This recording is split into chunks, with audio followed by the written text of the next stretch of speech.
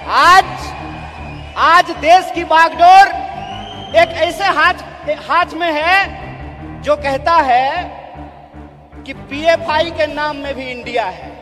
मतलब कुत्ता को भी 4 पैर होता है, गधा को भी 4 पैर होता है, इसलिए सारे गधे कुत्ते हैं।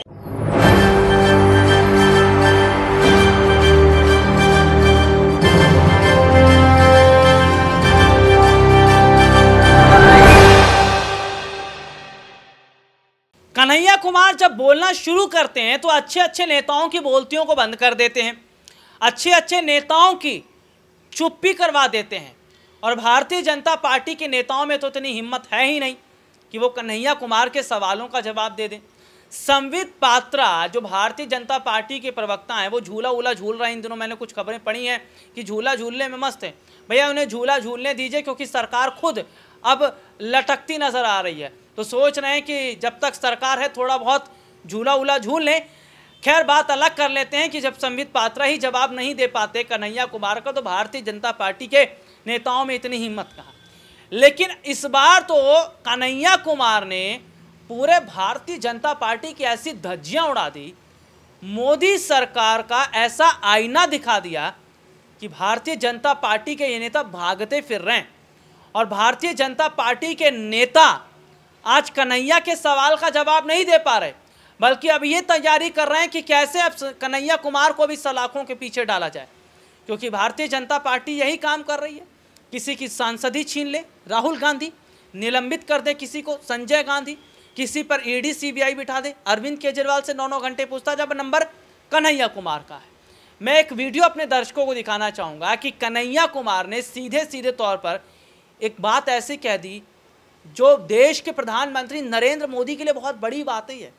और ये कहा जा रहा है कि जब प्रधानमंत्री नरेंद्र मोदी जी अपने घर की जिम्मेदारियों को नहीं संभाल पाए तो वो देश की जिम्मेदारी को क्या संभालेंगे। और बहुत कुछ कह रहे हैं कन्हैया कुमार।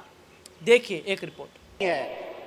आज देश की बागडोर एक ऐसे इंसान के हाथ में है जो अपनी पत्नी की जिम्मेवारी ना उठाया हो, वो देश की जिम्मेवारी उठाएगा। बताइए, आज देश की बागडोर एक ऐसे हाथ में है जो कहता है कि पीएफआई के नाम में भी इंडिया है। मतलब कुत्ता को भी 4 पैर होता है, गधा को भी 4 पैर होता है, इसलिए सारे गधे कुत्ते हैं। अगर ये रीजनिंग मैं लगाऊं, जो रीजनिंग इस देश के प्रधानमंत्री ने लगाया है, तो मैं ये कह सकता हूं ना कि प्रधानमंत्री जी को भी 2 आंख है और गधा को भी 2 आंख होता है। बोलिए, मैं ये बात क्यों कह रहा हूं? मेरा कोई मकसद नहीं है कि मैं भाजपा, मोदी और आरएसएस की चर्चा करूं। मैं सिर्फ आपको बता रहा हूं कि कितनी गंभीर परिस्थिति में आज हम खड़े हैं। इतनी गंभीर परिस्थिति में खड़े हैं कि संस्थाओं को तो छोड़ दीजिए, व्यक्तियों को भी बोलने का अधिकार नहीं है। इसीलिए जब आज आप यूथ कांग्रेस का झंडा अपने हाथ में उठाए हुए हैं, जब आप कहते हैं यूथ कांग्रेस जिंदाबाद, इसका क्या मतलब है?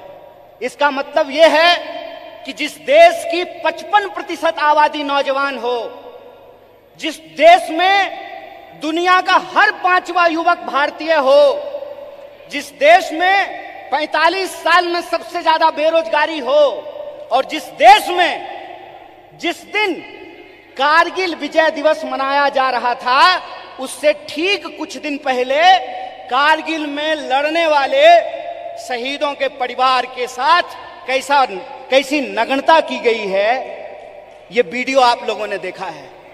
इसीलिए आप अपनी जिम्मेवारी को समझिए। आप इस गंभीर समय में जो आपकी भूमिका है उसको आपको समझने पड़ेगी। और मेरा मानना बिल्कुल साफ है, जैसे बिना विचार की कोई राजनीति नहीं होती है, उसी तरह से बिना नौजवान के, बिना विद्यार्थी के कोई पार्टी सत्ता में नहीं आ सकती है। इस बात को याद रखिएगा। अगर आप चाहते हैं कि इस देश में सत्य का शासन हो और सत्ता पे बैठे हुए लोगों का जो अहंकार है उस अहंकार को चकनाचूर किया जाए। जिस लोकतंत्र की बुनियाद पर, जिस जमहूरियत के दम पर आज उनको कुर्सी पे बिठाई गई है, अगर आप उनको नीचे उतारना चाहते हैं तो इस बात को आपको समझना पड़ेगा कि इस देश के नौजवानों और विद्यार्थियों को सबसे बड़ी भूमिका निभानी पड़ेगी। अगर भारतीय राष्ट्रीय कांग्रेस शरीर है तो एनएसयूआई और यूथ कांग्रेस को दोनों हाथ मलना पड़ेगा। यह बात हम लोगों को समझना होगा। जब तक इस देश का फर्स्ट टाइम वोटर, जिसके मैसेज में, जिसके स्नैपचैट पे, जिसके इंस्टाग्राम में, जिसके व्हाट्सएप पे झूठ परोस करके, मिस इंफॉर्मेशन परोस करके उनको गुमराह किया गया है, जब तक उनके सामने हम सच्चाई लेकर के नहीं जाएंगे, जब तक हम घर घर नहीं पहुंचेंगे, जब तक हम स्कूल स्कूल नहीं पहुंचेंगे, विश्वविद्यालय विश्वविद्यालय नहीं पहुंचेंगे, तब तक इस सत्ता पे बैठे हुए लोगों को हम सत्ता से बाहर नहीं कर सकते हैं और लोकतंत्र को बचा नहीं सकते हैं। जो सवाल है यहां पर कि भारत का बुनियाद क्या है, भारत का बुनियाद है इंडिया। यह बात हम लोगों को समझना पड़ेगा।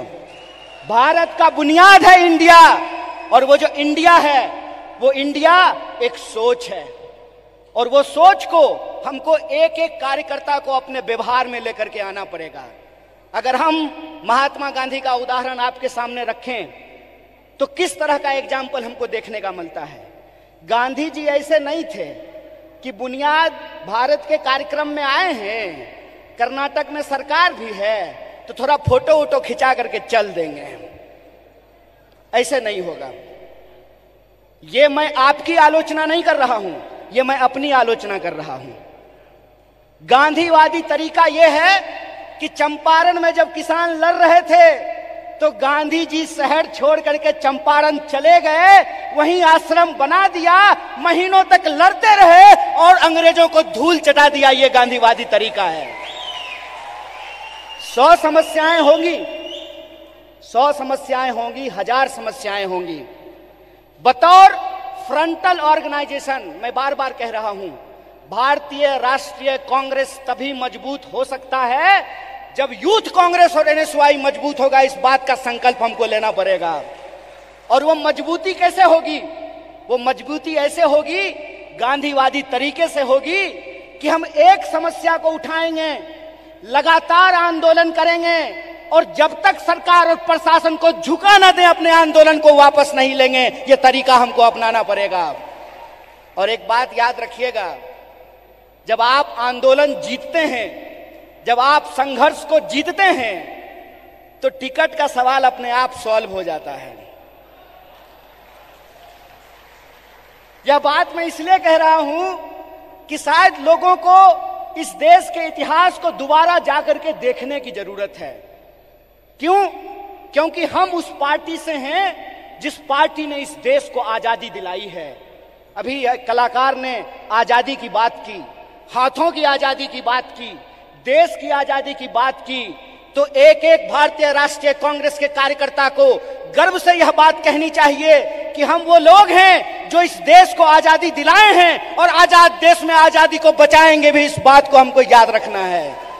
और अगर हमने इसका संकल्प लिया है। ये पूरी रिपोर्ट आपने देखी और इस पूरी रिपोर्ट में अब आप समझ गए होंगे कि कन्हैया कुमार ने क्या क्या कह दिया और कैसे भारतीय जनता पार्टी के ये नेता अब उल्टे पांव भागते नजर आ रहे। लेकिन सवाल तो यही है कि 2014 के बाद क्या वाकई देश को ही संभाल नहीं पाए प्रधानमंत्री नरेंद्र मोदी, और जगह जगह दंगे, जगह जगह आग पनपती रही, झुलसती रही। क्या सरकार इसकी दोषी है? और क्या माना जाए कि अब देश के प्रधानमंत्री नरेंद्र मोदी को जनता के सामने आना चाहिए और प्रेस कॉन्फ्रेंस करके ये कहना चाहिए कि सरकार की बड़ी गलती की वजह से मणिपुर तो जला, देश में कई और जो दंगे हुए, चाहे वो शाहीन बाग की बात कर लें, चाहे वो बात कर लें तमाम और इलाकों की जो हमने देखा, या रामनवमी जैसे इलाकों पर, रामनवमी जैसे दिनों में जो हालात हुए या देश में जो स्थितियाँ बनी, सरकार उसकी सबसे बड़ी दोषी है। मेरा सवाल देश की जनता से है, क्या वाकई देश के प्रधानमंत्री नरेंद्र मोदी को तुरंत का इस्तीफा देना चाहिए और साथ ही साथ जनता से माफ़ी भी मांगनी चाहिए? आज के लिए इतना ही, आपसे फिर दोबारा मुलाकात होगी, तब तक के लिए इजाज़त दीजिए, नमस्कार।